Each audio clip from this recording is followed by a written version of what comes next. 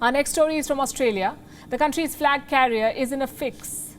Qantas Airways. It is facing a serious staff shortage, so much so that they've asked their executives to serve as baggage handlers to sort and scan baggage and luggage at airports. And the move is quite telling. It underscores the depth of the crisis the aviation industry is facing, not just in Australia, but all over the world. Just this weekend, more than 900 flights had to be cancelled in the US. More than 7,000 were running late. Same story in Europe. Why are airlines the world over in hot water? Our next report tells you.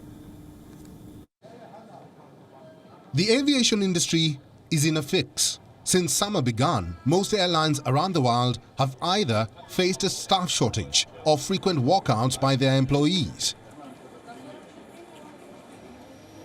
The latest to get hit is Qantas, the flag carrier of Australia. It's running low on ground handlers, the ones who sort and scan bags at airports. Most of them were laid off in the lockdown. The jobs were then outsourced to contractors. An Australian court has now ruled the decision as unlawful. The airline is in disarray. New hirings could take months and reports of lost baggage are mounting. So what does Qantas do? It turns to its executives to fill in. A leaked memo from the airline reveals that senior executives at Qantas have been asked to trade their high-profile positions for ground handling. Here's what the memo states.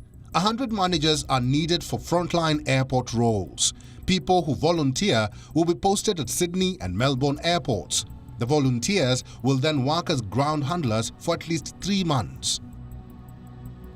The desperate move shows the depth of labour shortage the airline is facing. In June, it had to cancel over 8% of scheduled flights, most of them due to staff shortage. Interestingly, the cancellations are not limited to Qantas. Thousands of miles away in the United States, many airlines are facing a similar challenge. On Sunday itself, over 950 American flights had to be cancelled, and over 7,700 flights were running late. The reason? A chronic staff shortage, pilots unwilling to extend duty hours, and issues like lack of maintenance. Same story in Europe. A new report says that in August alone, over 15,000 flights in Europe were cancelled. The reasons were the same: staff shortages and strikes. These developments beg the question: what will it take to get the aviation industry out of this mess? Experts say there is no easy fix. They say recovery will be a long haul, mostly because the jobs lying vacant are not easy. They will require months of training to be filled. And whenever they are, there could be another batch of workers stretched to the breaking point.